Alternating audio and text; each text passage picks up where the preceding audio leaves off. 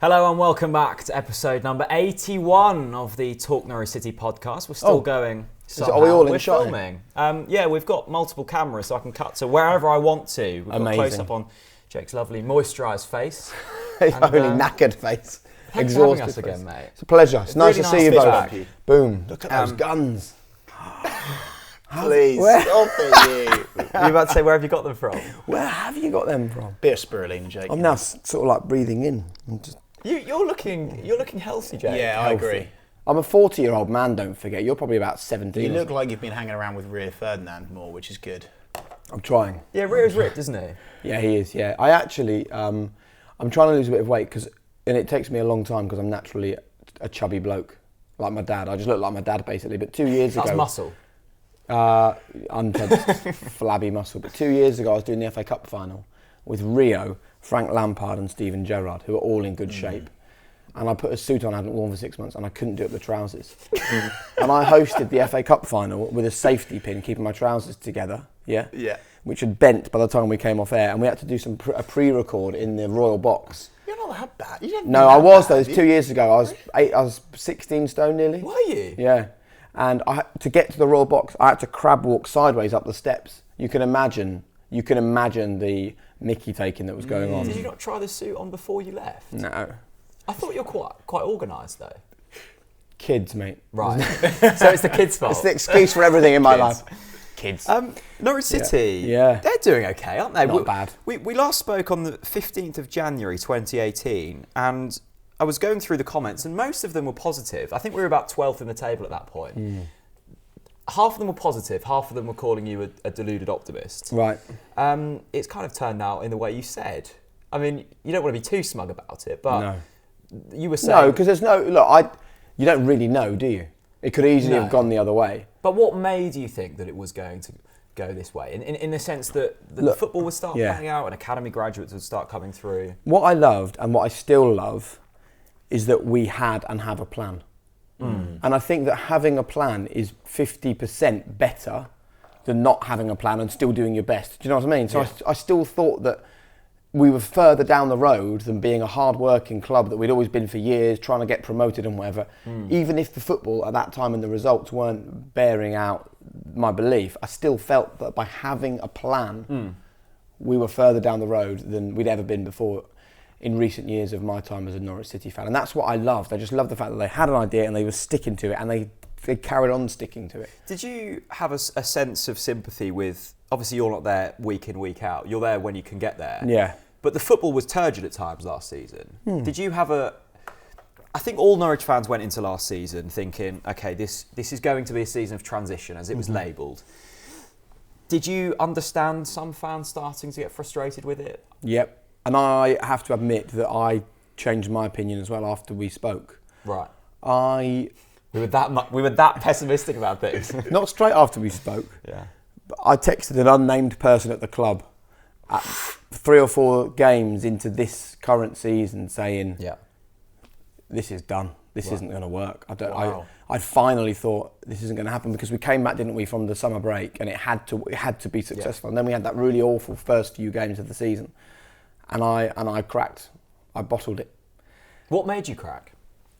I just couldn't see improvement. Yeah. You know, last season, we all know what the situation was at Norwich. We were keeping the ball, we were knocking the ball about, and we were losing games. We weren't moving the ball quick enough. There wasn't enough movement off the ball. We weren't dynamic enough. And basically, we were trying to play what is now the Daniel Farke way with players that couldn't play that way. It just didn't work, and we were too lightweight in midfield, and that was it. We were losing games. And I suppose in hindsight, Daniel could have changed his plan a bit earlier. But with all credit, he tinkered with it and then made sure that the players have come in and they can now play the way that he always envisaged. And it's incredibly smart of him and of Stuart to have that plan and to make it happen. But it's also, you know, you can't praise the football club enough in terms of the board of directors and the owners for believing in Daniel and believing in Stuart and just sticking with it, because it would have been so easy. We see it all the time.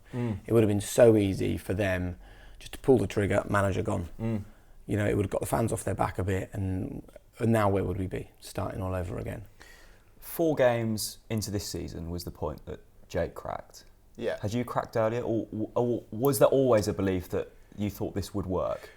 Well, me and you both said at the back end of last season, Jack, that we were like, where is this going? But for me, I said, after a few games, let's see how it is. And that few games was the testing period, and then all of a sudden, bam, it just clicked. Yeah. I think Jake's very right in the respect of having a plan, but I actually think it's having a vision as well. It's visualising where we could be at the end of the season if we have those key players in the mix all coming together at the right time. Timu Pukki, by the way, free.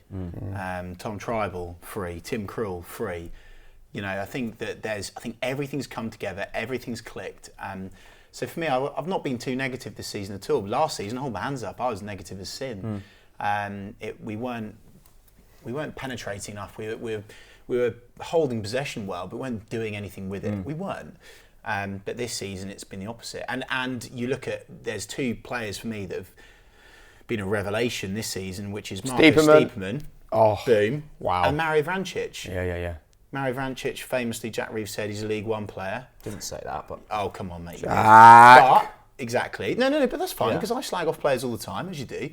But we said Marco Stiepermann. What the hell's Marco Stiepermann? And now look how amazing he's been. So I think just everything has come together at the right time. And by the way, the fans this season have been a key part of the success. It's not just the players. Talking about a Marco Stiepermann, you probably see it a lot watching football week in, week out. But what goes on from when a player can't find his position, looks like he's being written off at a club, to suddenly becoming an influential part? What turns, what clicks for that to happen? It is, again, it comes down to the management knowing where that player can excel and having a vision and having a plan for that player. Having patience with that player. Norwich over the last couple of seasons on numerous occasions could have either got rid of players because it wasn't working, and on a couple of occasions they have done, or could have changed the management structure because it wasn't working. But by having a plan, they kind of knew where they were going, so it wasn't about hiring and firing, it was about trying to make this work and give ourselves time. And I think when you talk about that, the importance of the fans, you are absolutely right that has been a sea change this season. But again, that hasn't just happened by accident because we're playing good football. That's all part of the vision and part of the plan. I remember under previous tenures, they were just, let's just tell the fans as little as possible, right? And we'll just deal with it. And they're only the fans, and they'll turn up and they'll pay and they'll watch. And that's common at most clubs, isn't it? And it's a nonsense. Yeah. It's an absolute nonsense, because people watch podcasts like this, people hoover up information and statistics, people pay their good money to go and watch football matches, and they know and they're educated, and we are a really well-cultured, smart football viewing public in this country. You can't treat fans like idiots and think they'll carry on turning up week in, week out and just let us get on with it. The decision to say, right, do you know what? Let's just tell the fans that this could take a couple of years. Let's just tell the fans that we haven't got much money.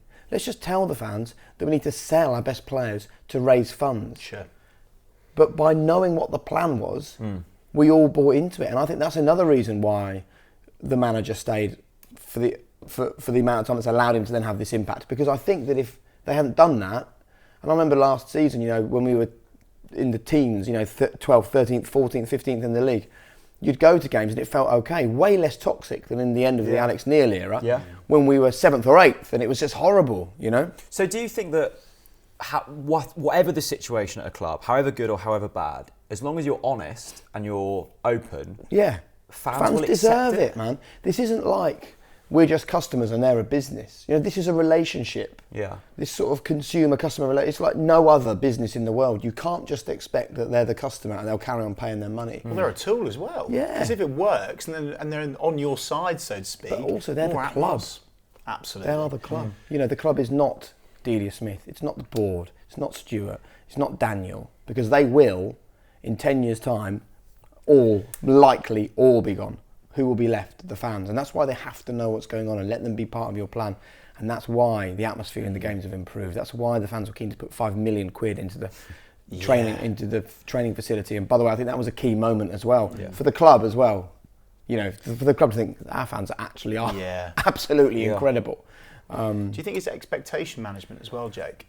In terms of, if you look at West Brom, for example, they think quite clearly that they deserve instant Premier League. Do you think that the way that Stuart in particular and the whole board has managed the club's, the fans' expectations this season. Do you think that's played potentially a key part in the positive vibes around the place? Yeah, I think it's really important. And I think I got, when Darren Moore lost his job at the weekend, and I was one of many people tweeting that's a nonsense.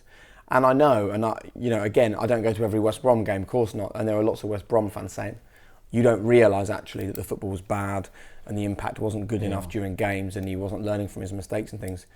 But I still think the underlying reason why he has lost his job, and it came out when the club released the sort of press release saying we wanted a sustained push in the top two. Expectation. They literally expected that they were going to go straight up automatically. And I got a tweet that I replied to actually from a fan saying something like, with this squad, we should be in the top two. And it's like, no, you've got no idea then how hard the Championship is to be successful in. Take a look at where Swansea are, for example. I know Darren Moore's been well backed and they've gone and spent some money, and I think that they will. I think they may well go up through the playoffs.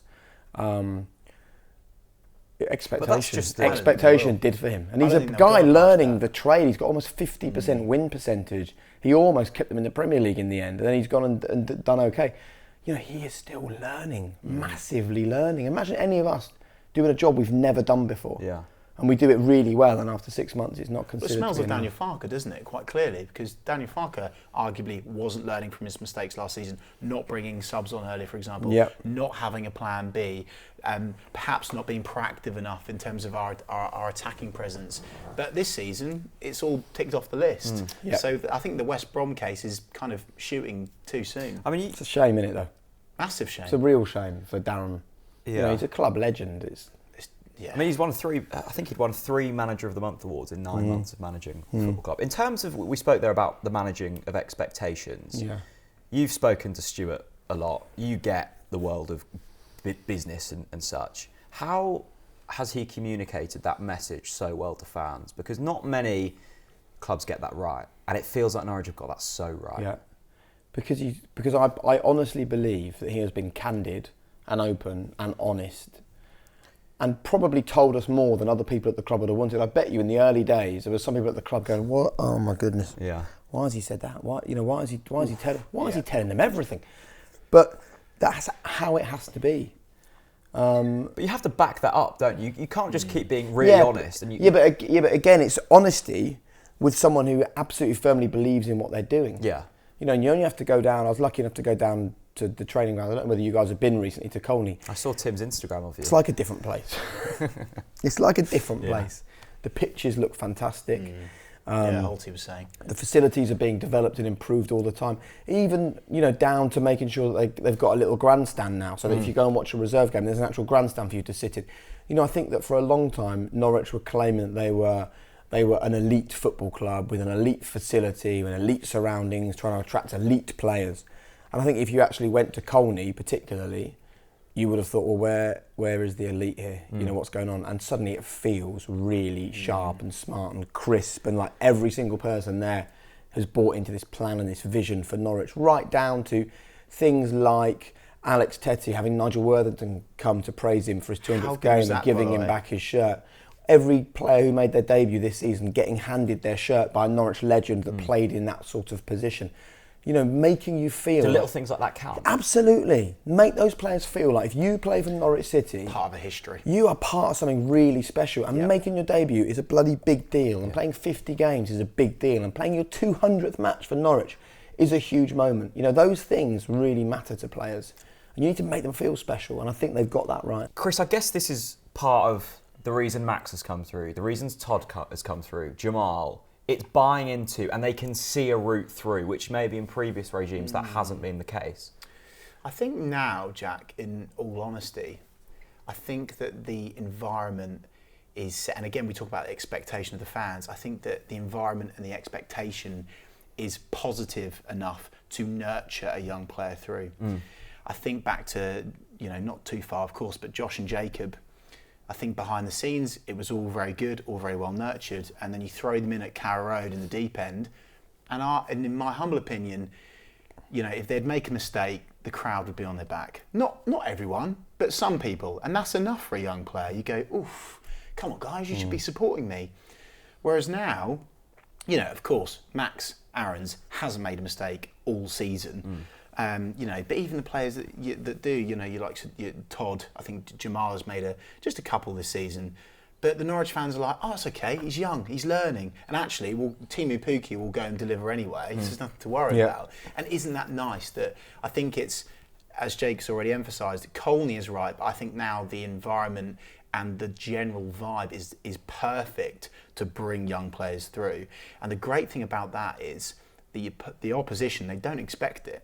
And I think that it gives them, out of 10, they're probably on 11 in terms of confidence right now. It's just them against the world, and they're constantly proving a point. And I think for me, that is, I mean, the whole of the management team have got that bang on the money at Norwich City. We speak about the fans, Jake.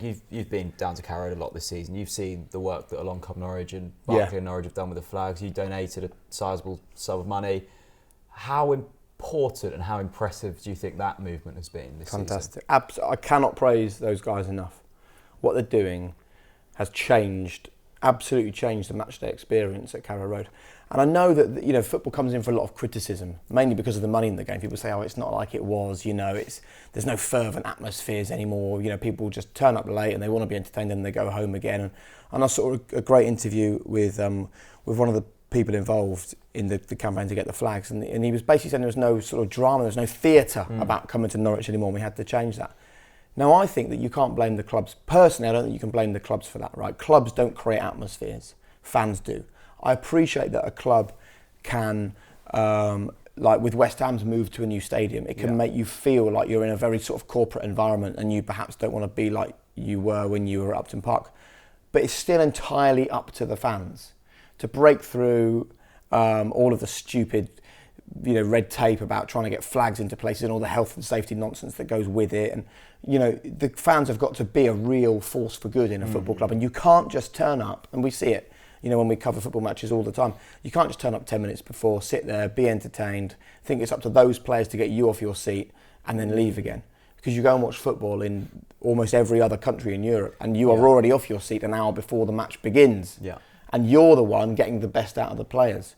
The fans create the atmosphere. Well, and finally, we've realised that at Norwich. We've been like, well, it's not up to the club to make us loud and crazy and fantastic. It's up to us to do it. And it will spread around the whole ground. I want to see flags in every stand in a couple of seasons. You speak to former players and current players week in, week out. Me and Chris and other fans like to think we do make an impact. Do we? Yeah, of course you do. Yeah, of course. I mean, as I've already said, the fans are what the football club is. Yeah. And they will be there, you know, long after everyone at the club at the moment has gone. And I think it's a really good example that you talk about with the Murphy twins, because the fans did get on their back. And it was almost harder to be a homegrown player at Norwich because the expectation was high. Now, it was a necessity that these young players had to come through because we had no money, right? But it's like the perfect storm that we needed these young players to come through. It just so happens that we've tapped into 2 or 3 players that I think will be England internationals. You know, so obviously Jamal is already an international, but we have got proper, genuine, top quality footballers that have come through our academy. Now that just happens to have happened at this moment. And at the same time, we also have a management structure in place that is able to get the best out of those players. And how fantastic that Daniel has the balls to just go and throw those players into games when a lot of managers perhaps wouldn't do that. And then the fans at the same time are so positive about what's happening to our football club that we are doing everything we can to support those players. And I've seen mistakes from those young players and I've never seen them highlighted. There was a game, I don't remember it, I wasn't there, it was an away game, I watched the highlights, and it was a mistake from Max. No. Yeah, it was. No, it wasn't. Jake, it's not made a mistake. It was a mistake from Max. The player got round and put the ball in the box, and a mistake from Ben, and it was a goal. Swept under the rug. It was, but that's the point. Nobody went.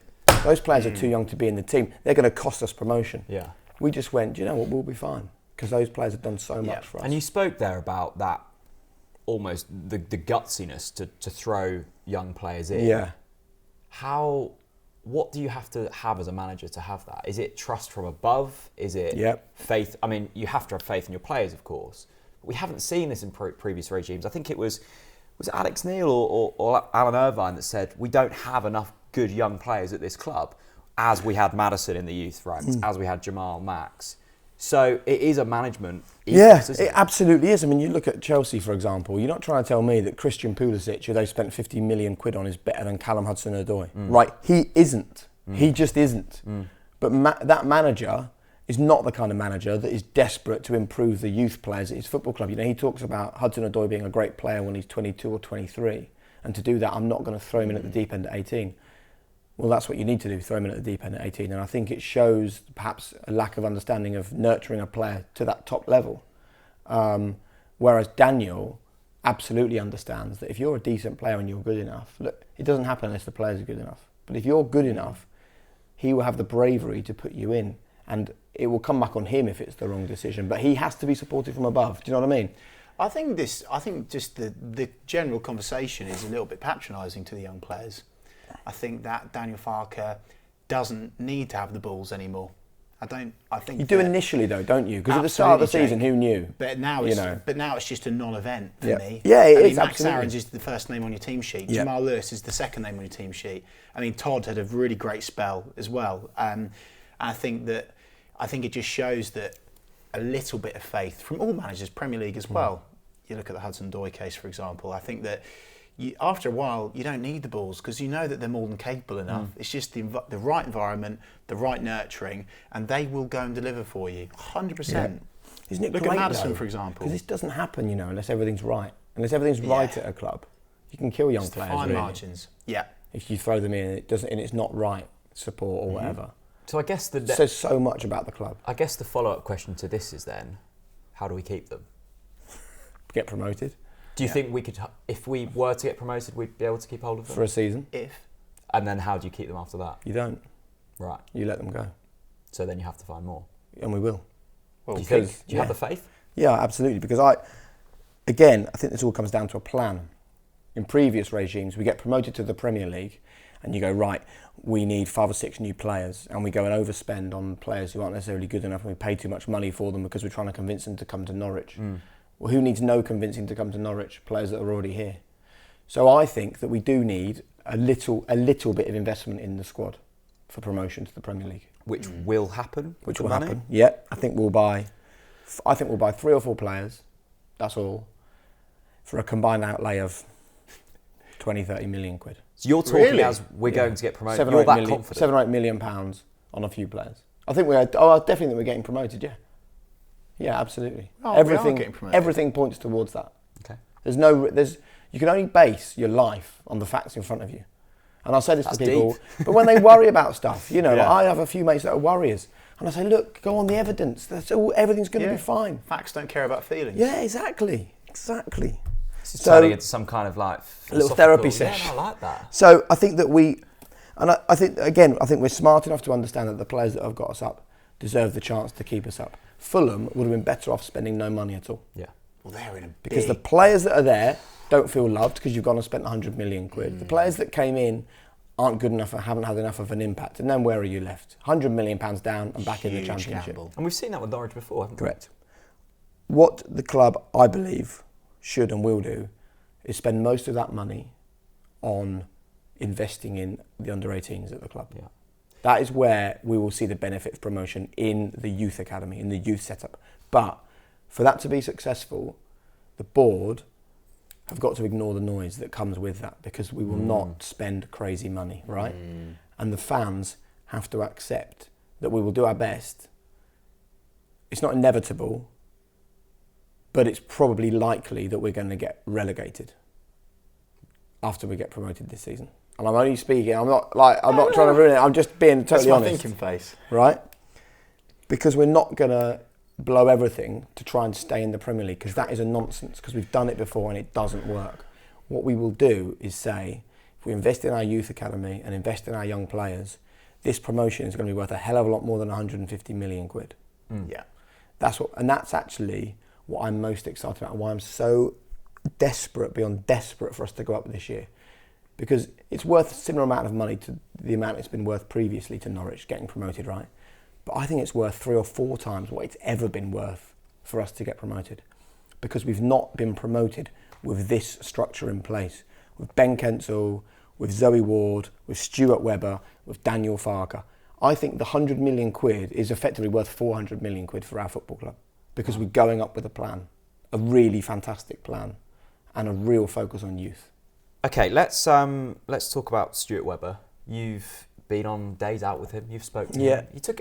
How did that F1 trip to Red Bull come about? Was it Red Bull? Yeah, we went to Red Bull together. It was the sort of senior management team of Stuart and Ben and Zoe. Did you suggest it? Yeah, well, obviously Stuart's big into his Formula One, and the great thing, I remember going to the training ground quite early on in the time that they were there, and I remember one tiny thing. I walked out of the where they've got the sort of the players like chill out room where they play FIFA and stuff. The conservatory. The good old Anglia Windows conservatory. Walked out the doors there, in front of the training pitches. There was like litter blowing about. Right. And I said, in the world of Formula One, that just doesn't happen. Because it might be a little yogurt carton or whatever, but what does that say to everyone here? Oh, you could just leave a bit of litter lying about. Not only has someone dropped it, but no one's cleared it up. And he's like, yeah, I absolutely believe in that. And Formula One is fantastic for marginal gains and the absolute focus on the minutiae and making sure that everything looks and feels fantastic. Pink dressing rooms?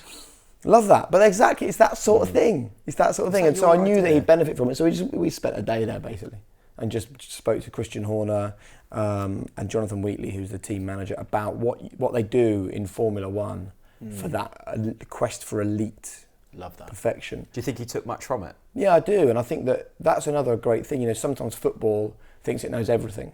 And how great that he thinks that we can learn from that. And actually, it was interesting because Red Bull were asking as many questions about football and about Norwich and what we do. We've both spoken to Stuart a few times. I've been blown away by his intelligence, his honesty, every time I've spoke to him.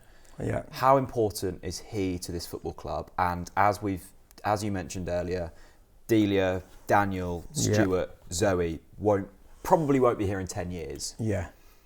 How do you cope with someone like that leaving when a plan is so wrapped around one person? Well, he's massively important, right? We all know that. Yeah. More important than Daniel? Probably. Yeah. Because Stuart is in charge of the entire ethos of the football club.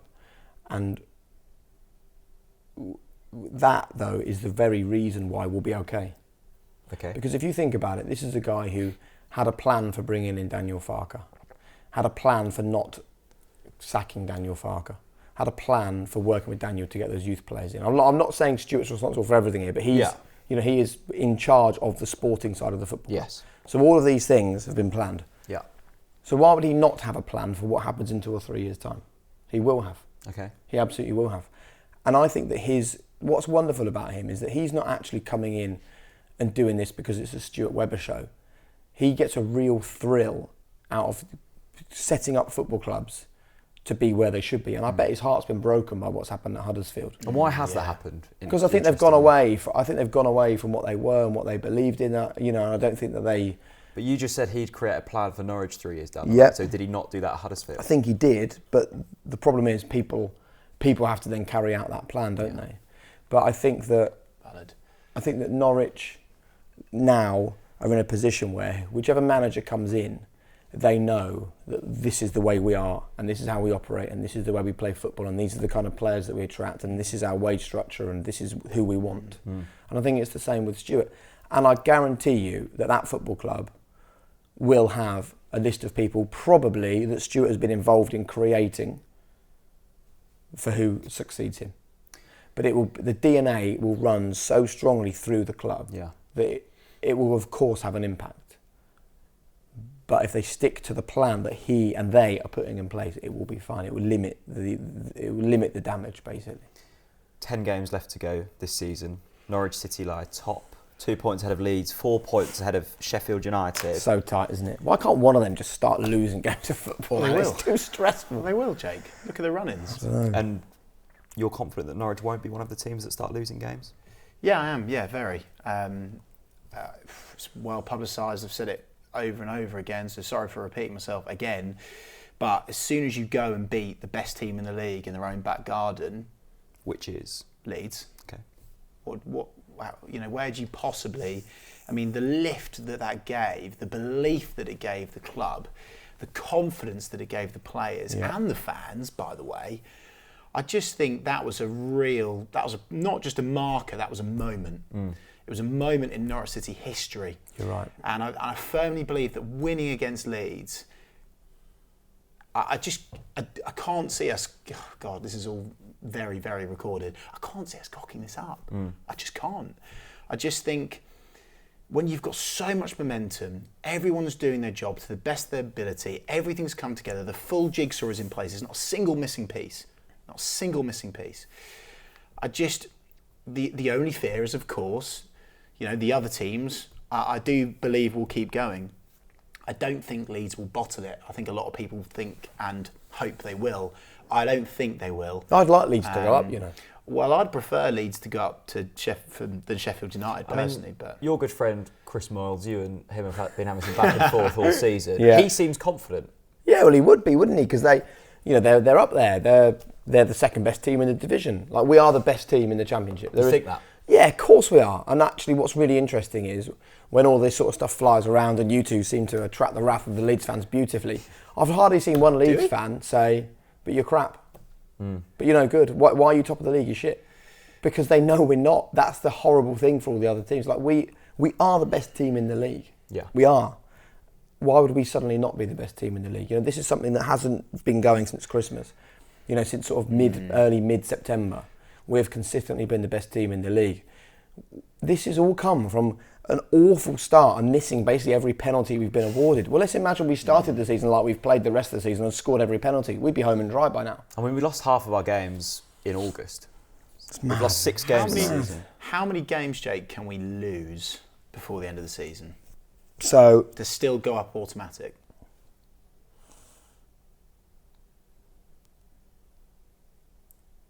Does it worry you? I'm not worried. I'm slightly bothered that the other two haven't fallen away. Yeah. But they've got a tough running, Jake. Tough running. Yeah. And I know that you think that the Leeds game was a big moment for you. For me, the Swansea game was a big moment because we played badly and we still came out of that and won. And you're right, now those lads will be like, this is unbelievable, man. We can go and smash Leeds away from home and play fantastic football and be so brave on the ball and be so confident and play our game at someone else's back garden. But equally, we can have a really bad night in front of our own fans at our own ground and still win. They will sense it's happening. Does it? In previous campaigns, you look at the Hucks team and you look at the Holty team and you look at the Alex Neil team. Yeah. All of them teams had players that had been there, seen it and done it. This team's complexion is slightly different in terms of we've got a lot of young players, a lot of Timu Pukki type players. Yeah. Does that mean they're now fearless because they haven't experienced it and they're just going at it kind of eyes shut, happy days? Or does it worry you in a sense that it could get too much for them? No. I don't see why it would get too much. I think the moments where it might have got too much have come and gone. Okay. I think now this is like the run to home now. It's a bunch of cup finals and I think that what they're doing, which is really smart at Colney and things, is they're not making this feel huge for everyone. They're just going, let's just carry on, let's do what we've done all season. But surely players aren't done. They'll be seeing the media, they'll be seeing the fans. They know how big this could be. Yeah.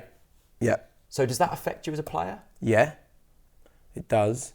But it's also what you love. Okay. It's what you play football for, Jack. You play football for. Michael Owen was talking this weekend, I was talking to him about the whole Liverpool thing, and he's saying, listen, we make a much bigger deal of this than the players. Really? They're just getting up and playing a game of football, and they just love playing football, and they love winning, and at the moment they're winning. And also we're really good as well, so it's not like those players are thinking, I don't know what's going on here, we're a bit crap, and for some reason we've ended up top of the league with a few games to go. That's not the way the season's been. We've been the standout best team in the division. And there's no reason why. Let's just base this on fact. There's no reason why we're suddenly going to go crap and other people are going to suddenly go great. That's a boring way of going at things though, Jake. We're football fans. We don't like facts. We like feelings. Yeah, and my feeling is exactly the same. That is my feeling. We're great. We're better than everybody else. So we're going to get promoted. That is it. It's done. It is done.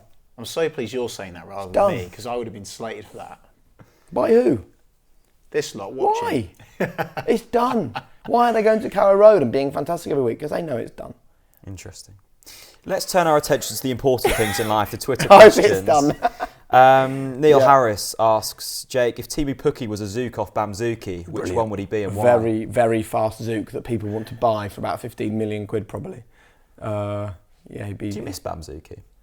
Golden days. It's How one of much the is Pukki worth, by the way, in this market? 12, 15 million quid, something like that. I mean, if you score a lot of goals in the Championship like he has, you have a value. Do you like his haircut?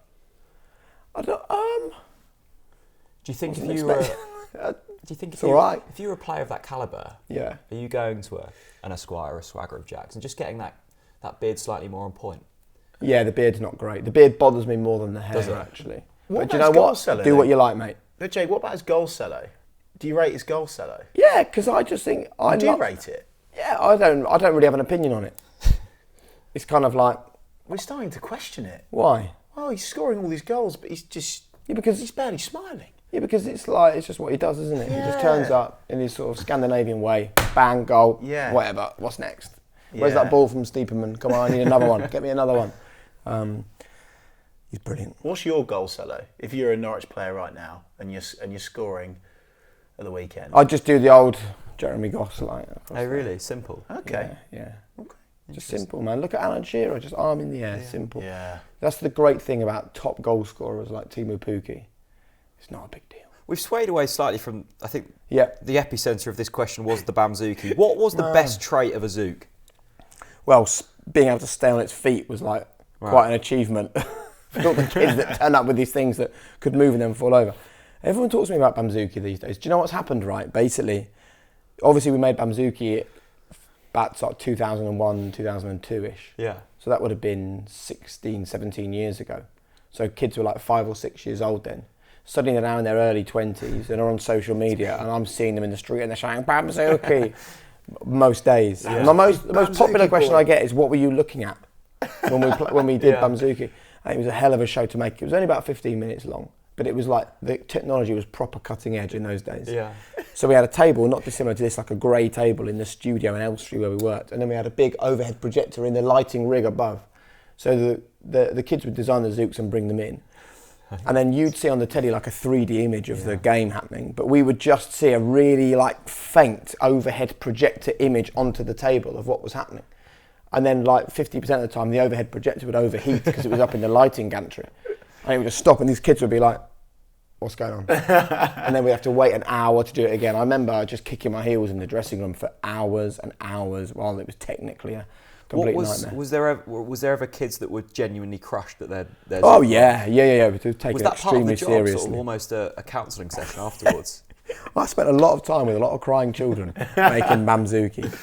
Because a lot of they were intense, man. They'd spent hours making those Zooks and they were absolutely certain they were going to be the greatest, I think Max was saying behind camera that he made a Zook that didn't get on the show. Did you make a Zook? Yeah, didn't really stand up or move. But that's the problem. They weren't easy to make, were they? Yeah. But there are people that still make them today, that people that have got old computers and the original Zook kits. And they're still using the tech to Retro's in, bring it back. It needs to come back, man. That's awesome. Stan. You can present it. No, that idea has been done and done well. Which professional, ex-professional footballer does Mr. Humphrey get on with the best? P.S. Keep up the great work. That's nice. I tell you what, got real close to Frank Lampard actually in his time at BT, and we've kept in touch. Right. When I went on holiday last year, we hooked up with him and Christine and my kids and my wife. Just a really solid, sound, excellent bloke. What have you made of his time at Derby? Frank Lampard's Derby. Frank Lampard's Derby, as they are only referred to as. Look, again, it's probably not been easy because it's a steep learning curve for him, but it's one of these weird things that we expect people to go into football management because they've been a player. And we go, right, can you just manage the physical and psychological attributes of those 20 blokes that are going to be your players? Oh, and also you've got like 7 or 8 members of staff and you need to manage those people as well. And then there's the fans and the communication and all that sort of stuff. And actually there's 20 or 30 other staff at the training ground. You're kind of the manager, so you need to take care of all of that as well. And also there's huge expectation because you won some Champions Leagues and Premier Leagues and you're one of our greatest English midfielders.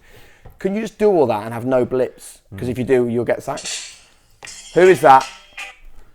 Who was it? It's one of my alarms. You won't believe what it's for. I mean, imagine your phone ringing. Is that to take some more protein powder or something? That's what it is. No comment. And then we expect them to not lose their job. And I think that is the thing, expectation again. You know, Frank has done a really, really good job at a time when Derby are not spending the money that they spent in the past. Do you think he was not lucky to get the job, but that's a big gig to get, isn't it, when you haven't managed before? Yeah, no, I don't think he was lucky. I think that people are taking chances on young managers. You know, and Do you think he'll be given the time, like Daniel? Yeah, I think so. Yeah. Next question. This is from Will. Hi, Chris, Jack and Jake. I do a lot of volunteering for the CSF charity, and it's a brilliant foundation. My question is, what's the most rewarding thing that you've done for the CSF? Ooh. So you're obviously good question. Ambassador? Is that the correct term? More than ambassador, trustee. Trustee. So basically, if you're a trustee of a charity, if it was a business, you'd be on the sort of board of directors. Okay. So you're on the board of trustees, and the job of the trustees is to basically run the charity. So you make all the decisions about staffing and investments and funding. Have you not got enough on your plate already? Yeah, I have, but I just think it's so important. I'm such a firm believer that you could change people's lives through sport. And Norwich talk about being a community club. Well, the element of Norwich, which is a community club, is the Community Sport Foundation. And we are one of the leading charities in the country linked to the football club. There are very few, there's probably a couple that are as good as and as impactful as we are. I think probably the biggest thing is the fact that we think big as a charity. So, you know, we wanted to have a run through the city centre, and it's an absolute minefield of confusion with the city council and everyone else to try and get it done. But we went for it, and we now do Run Norwich. Yeah. And we came up with the idea and we ran it. But the biggest thing really is the Nest, I think, which is the new facility which we're currently fundraising for phase 2. That will help us to touch tens of thousands of lives every single year. And I don't know whether you've been up there, but you should go up there. The facilities are stunning. We've got numerous football pitches. We've got huge plans for what comes next. But yeah, very, very proud to be part of that charity. And I get a sense when we've spoke before and speaking now, you see a football club as being more than just what you see on the pitch on a Saturday, don't you? Yeah, I do. Football clubs are about people more than anything else.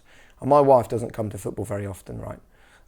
Because we've got little kids and I'm always working at weekends and it's not her thing. Yeah. But we went to the Nottingham Forest game on Boxing Day. She stood there, right, looking out at the lower Barclay waving the flags, you two probably in there yelling at the away fans. She didn't see me topless at 3-3, did she? Oh, that's why she was suddenly happy. And all the tens of thousands of people packed in there. And she just stood there and she went, I can't believe that this happens like every week in my city. Yeah. That is amazing, isn't it? And it actually is amazing. And there are people whose entire weeks are dominated by what happens at Norwich City. And it's so, so, so important. And that is why, for years, I've said to people, be careful what you wish for. We've had this conversation before about the ownership of the club, and there was a period where everyone was going, just sell it and bring in some foreign ownership. Spoke about it last year. There you go. And it's not the right thing for us. You know, we're a community-run club. We're owned by a fan. We're investing in our own young players. We're asking our own fans to put money into the academy, and within a couple of days, £5 million has appeared. We're at the top of the league, and we're playing beautiful football. There is genuinely not a football club in the country probably in Europe, doing what we're doing. Maybe us and Ajax, right? It's not bad. Is that why you were so engrossed and still remain so engrossed with the Blackpool story? I've seen you giving that a lot of press, probably more than anyone else. Is it because the contrast is so stark between Norwich, the team that you grew up supporting, still support? Yeah, I think we are so lucky when you look at what other teams like Charlton and Coventry, and Blackpool have been through. We are so, so lucky. But I just, I know that I work for a TV broadcaster on Premier League football. And I know that a lot of the criticism that comes football's way is because of TV broadcasters and Premier League football and the money washing around in the game. But I honestly don't think football has ever been in a better place in this country. I don't. And the reason for that is because of the fans. And as soon as you don't put them front and centre of what you're doing, you're in a big, big load of trouble. And Norwich City still do that. And that's why we are where we're at. Chris, next question. This comes in from Norwich City Updates. What's your favourite Norwich City moment of the last 10 years? Oh my God, last 10 years. There you go. Good luck. We'll just sit back. You know what? It was Russ Martin lifting the playoff trophy, which I was just in streams of tears, and my missus literally slapped me for it. But it was just such a moment. It was just mental. That whole day was mental. Again, you talk about expectancy, kind of theme of this podcast, really. We went into that like Middlesbrough are blooming good. And they really smashed us up at their place, didn't they? I think. Was it 2 or 3-0? Maybe even 4-0? 4, yeah. You know, and again, that day, seeing Russ lift that trophy, that's the one that I go bam straight away. And to be fair, you know, people criticise me for being mates with Russ, but another one is... And you were crying that day? Yeah, I cried, yeah. Did you cry? Did you not? How did you not cry, Jake? I don't think I cried. When you're Norwich City win at Wembley, how can you not cry? Yeah. Anyway, sorry for not crying. Did you cry? Hope you cried. I cried when Redmond scored. I didn't cry when we lifted the trophy. Yeah. Did you? Yeah. That's a bit of a weird one, mate. Well, you know. Also, Russ's goal against Liverpool felt special because it was like a real... Yeah. We're not just little old Norwich. We can cause big upsets. Nice for him as well. And I think another moment in the last 10 years, I mean, it's my favourite game of all time, even better than the win at Wembley, was winning 5-1 away at Portman Road and Grant Holt laughing. That is a moment for me that was just absolutely... It doesn't get better than that. Yours, Jake? Mine was probably the reverse game of that, when Grant scored the hat-trick at Carrow Road. And that was live on the BBC, and I was presenting it. Were you? Yeah, it's not... Because in those days, the Beeb had like the rights to like 10 championship games a season or something. And over the years of being a football presenter, when I was doing Final Score, it was in a period when Norwich were generally on the receiving end of goals rather than scoring them. So I hated it when the producer went, OK, there's been a goal at Carrow Road, throw to the reporter. I'm thinking, oh, man, really? And then I was obviously hosting on BT Sport when Liverpool scored Adam Lallana, the 90 minute 5-4 defeat on our way to relegation, and he jumped and knocked Klopp's glasses off. Yeah. Those are hard things, man, when you love a football club and you're watching them lose. So to be on the BBC and to see Norwich win that game, but the way that Grant Holt gave us that win, I don't know how much you two were like 9 years old or something at the time, but if you remember, he put that tackle in like in the second minute, and it was like, oh yeah, here we go. And then a couple of goals, and it was the foul on him from Delaney that got Delaney sent off, and I was even standing up in the studio waving Delaney off, probably with you two as well. We weren't waving him off, believe me. Yeah, okay. It was brilliant. It was brilliant. What was yours, Jack? What's mine? I think mine was probably Wembley. It was the whole journey to get there as well. You've got to say something different, though. Go on. One random game that stands out for you. I think under Chrissy Houghton, actually, there were some nice wins in that period. Beat United, beat Arsenal, celebrating my dad. That was nice. What about Premier League? First home game, Everton, Kai Kamara. Header. Yeah. I don't think that was the first home game. Was it not? But okay, I never mind. remember them games. I kind of want to round up on the whole TV fixture change thing. Yep. Norwich's game against Wigan, I think 9 of our last 10 games are on telly or something, which is great. Yeah. But it does put fans in a slightly awkward situation with travelling. You're almost in both camps in a way. Yeah. Talk us through, is that ever going to change? Is it going to get better for fans? No, I don't think so. I think the thing you have to remember is that when, particularly, it's less so in the Championship, but certainly in the Premier League, I understand and I'm with the fans on their frustration of travel. But you have to remember the broadcasters don't decide when the games are played. That is decided by the league, basically. We don't say we want a game to kick off at this. So BT. So how does it work? Because BT Sport, we have the right to the 5:30 Saturday evening kickoffs, and some Sunday lunchtime kickoffs, and some midweek kickoffs. But we can't just change that kickoff to 7 o'clock or 2 o'clock in the afternoon or whatever. It's a 5:30 kickoff. That's what we've bought the rights for. And you do have to remember that all of these amazing stadiums and these wonderful pitches and these highly paid managers and these highly paid players, that is from the TV money. So but you can't have one. Choose that. No, but you can't have one without the other. Yeah. That's where football is at. And I understand that travelling for games is not easy. And it's as much as a sad indictment on the crap railway system in this country. When people say to me, I can't believe that you're showing that game. The last train back from Liverpool to London on a Saturday night is at 7 o'clock. I am absolutely sympathetic with that. But by the way, that's very, very shit that a country in 2019 has a railway system like that. That's, the whole host of issues here. It's not, the issue is not just the TV companies are bad and we shouldn't let them have football, because, a lot of the fantastic things about football and the hundreds of millions of pounds that spills down to charities like the CSF comes from the billions being pumped into our game from the TV companies. And I know that not everyone would agree with me on this, but we should be so proud of the Premier League. Like this tiny island of 60 million people, we have the best football product on the planet. That other countries are trying to replicate. That they are trying to replicate. It gets exported for inordinate sums of money. Yeah. Every single person on every continent wants a piece of the Premier League pie, and we should be proud of it. And we should absolutely, I also think the clubs need to do more. Right. The amount of money that the clubs are making from the TV rights, it should be 10 quid to get into a game of football. It should be free if you're under 12. It should be free travel to away games. I completely agree that 20 is plenty. We give the clubs the opportunity to reward their fans by not charging them through the nose to go and watch football. And the clubs can put way more money into all of their charitable bits and pieces. That, we are pumping money in, and money can be a source for good. I feel like a club like Leicester may or may not have got that right. Even just the free beer every now and then, and the free coach travel every now and then. I think that there needs to be more of that, definitely. I think free coach travel used to kind of be a bit of a tool if you were down the bottom of the league. But actually, I think it needs to be a part of the overall fan strategy for the season. There's going to be free travel on this game, and this game, because they're the furthest away. And by the way, Norwich City, one of the furthest away. Swansea, again, one of the furthest away. But, credit where credit's due. I think that the club have done what they can this season on the funds that they've got. I think Jake made a comment earlier about how the fans need to drive things like the atmosphere and something of such. I actually think that you can't do that until the club unlocks the door. Norwich City have unlocked the door this season. Previous regime didn't unlock the door. Did not happen. If you speak to the fan groups at Norwich, they'll agree with me as well.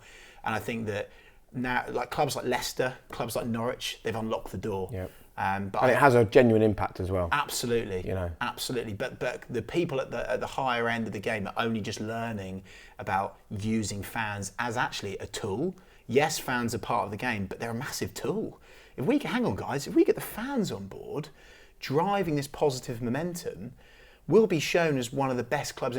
For example, if you look at a club like Crystal Palace, all right, dwindling in the Premier League, season on season, kind of mid-table, kind of at the bottom. But they've done something with us. They've allowed the supporters to do what they do, and now it's fair to say. And by the way, at the start of the season, made the mistake of moving them all around. Oh, did they? Okay. Yeah, at the beginning of this season, they were sitting in different areas, and they've brought them all back together now. Right. But what I'm saying is that the people that run that club unlock the door to allow that to happen, and I think that people at the higher end of the clubs need to learn how to do that. But fans can still do more, though. Yeah, they do. But if you go to a game in Poland or somewhere, an hour before, the place is rocking. And it's not because the club are allowing them to do it, it's because the fans are saying, nah, do you know what, we're coming in and we're going to stand on the terraces and we're going to jump up and down and we're going to make the most unbelievable noise when our players come out to warm up, and we are going to absolutely whistle and boo and hiss when the opposition come out. And that is what you're coming to. And in our stadium, you will know what it's like. And I love that. And the fans can definitely, I agree, the club can unlock it, but the fans can still do more. Do you think that the reason for that not happening is the corporatisation of the Premier League? No, I don't. Because I don't think it's only a Premier League thing. Okay. Fans should leave Norwich exhausted. It should be like a bloody 90-minute workout for those football fans. They should be on their feet the whole time. Right, gents, I think we could chat for hours, but I understand that you've got a house that you need. I've got 2 children asleep in bed. I've got a school run happening in about 7 or 8 hours. Good. Hustle. Chris. Always hustle. Jake, thanks so much, mate. It's been a pleasure. No, listen, let's catch up when we're promoted. Nice to see you. Yeah. Well, hang on, Jake will be at Galton's party, right? At Morstan Hall. Oh, this is going to be good. So tell me, what's the rub on the party? So Galton has given us a bottle of his finest champagne that he said you couldn't afford. Quite right. We'll give you a right to reply on that. We are allowed to open it when we get promoted, and he's opening up Morstan Hall for us all to go to. When you say us all, are you talking about you two and your girlfriends, No, or no. are other people invited? You can bring your wife and whoever else wants to come. Brilliant. You up for it? Open invitation. Can I just tweet? Galton. Can I tweet the Galton. address and the time? Yeah, I think so. Galton will be up for that. A public. Imagine the state of the lawns at Morstan Hall after that. No. Yeah, we'll round it up there. Thank you ever so much for watching. Please do hit subscribe and like and comment as well with your thoughts on Norwich City, and we'll see you again very soon. In the Premier League. Bye-bye.